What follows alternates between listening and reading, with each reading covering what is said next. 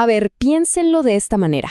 Después de 3.800 millones de años de prueba y error, la naturaleza, ya ha resolvido muchos de los problemas más complejos que nosotros apenas empezamos a entender. Es, sin duda alguna, la ingeniera más experimentada que existe.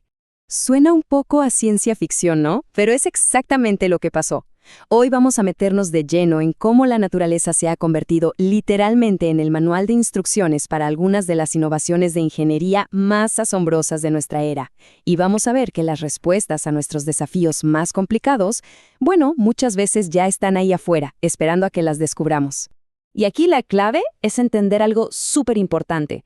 La biomimética no es simplemente copiar, no es como que le pegamos alas de pájaro a un avión y ya está. No, es un proceso mucho más profundo. Es como hacerle ingeniería inversa a la biología.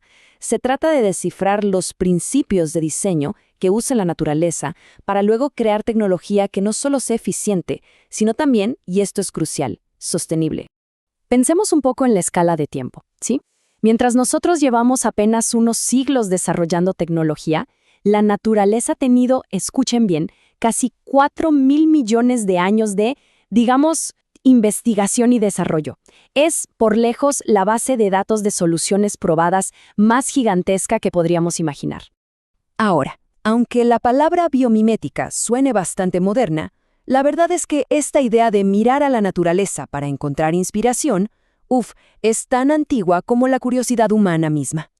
Y tenemos ejemplos por todos lados, desde los bocetos de Da Vinci obsesionado con el vuelo de las aves, hasta las increíbles columnas de Gaudí que se sienten como si uno estuviera dentro de un bosque.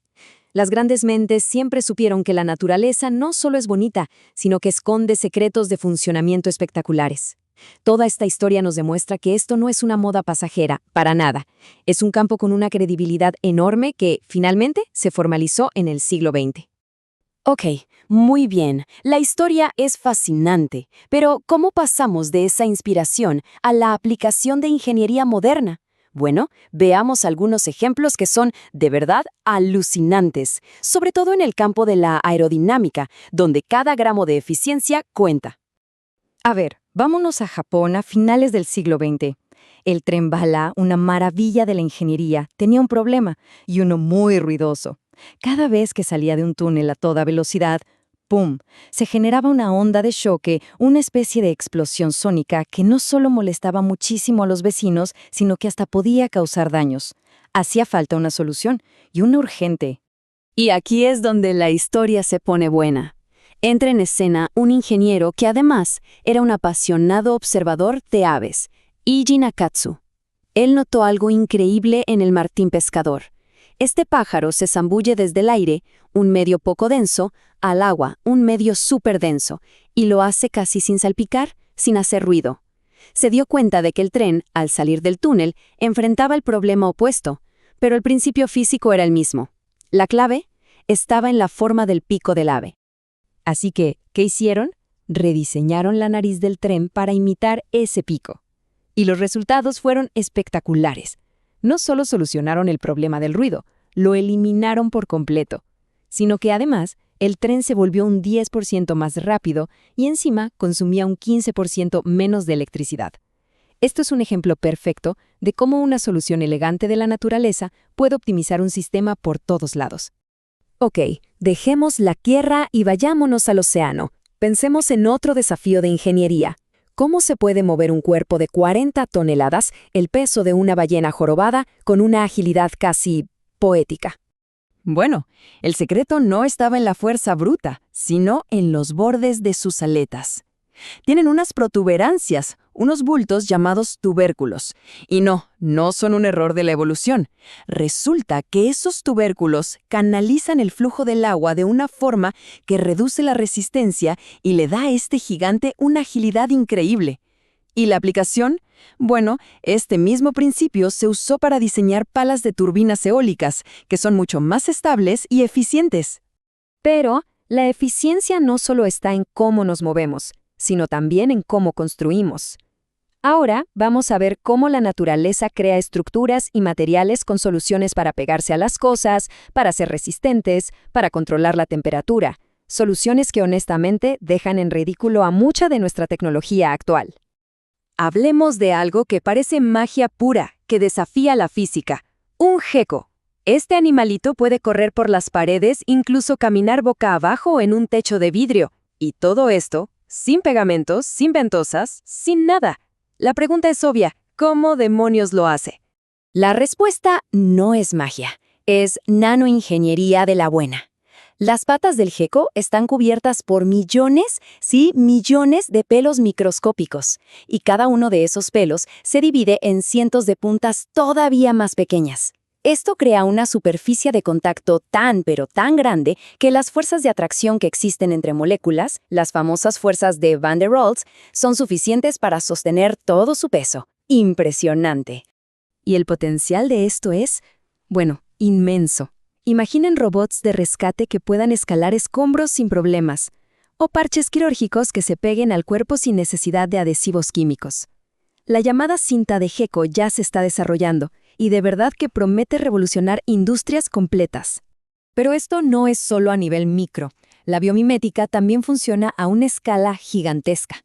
Miren este caso. El arquitecto Mick Pierce tenía el desafío de construir un edificio de oficinas en Zimbabue, sin un sistema de aire acondicionado carísimo.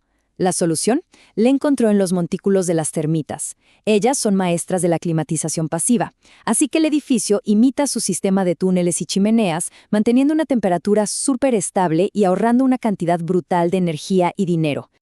Ok, hasta ahora hemos visto ejemplos de cómo imitar organismos específicos. Un pájaro, una ballena, un gecko, pero ¿qué pasaría si subimos de nivel?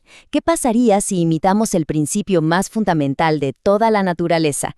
El hecho de que en la naturaleza absolutamente nada se desperdicia.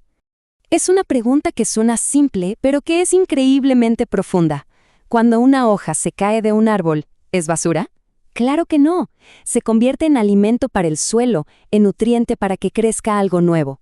En los ecosistemas naturales, el concepto de basura o desecho simplemente no existe.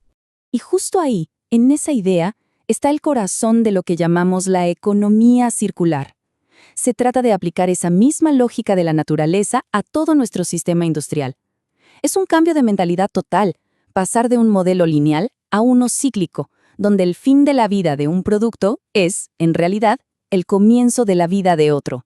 La diferencia entre los dos modelos es abismal. Nuestro sistema actual de tomar, fabricar, usar y tirar es, seamos honestos, un callejón sin salida. En cambio, el modelo circular de la naturaleza, que ha funcionado a la perfección durante miles de millones de años, nos muestra el camino a seguir.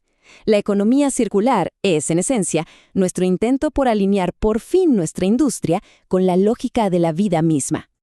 Así que, al final de todo esto, queda claro que la biomimética es mucho más que una simple caja de herramientas para ingenieros. Es una invitación a cambiar nuestra forma de ver el mundo.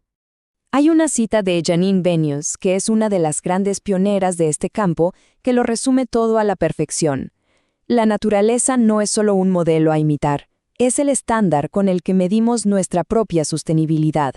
Es nuestro mejor mentor. Y con esto llegamos a la pregunta final. Desde la increíble resistencia de la seda de araña hasta el proceso casi mágico de la fotosíntesis, las soluciones a nuestros más grandes desafíos podrían estar literalmente a nuestro alrededor. Así que la próxima vez que veamos un pájaro volar o una simple gota de agua sobre una hoja, recordemos que quizás estemos viendo la clave para la próxima gran innovación. La tarea al final es muy sencilla. Solo tenemos que aprender a observar.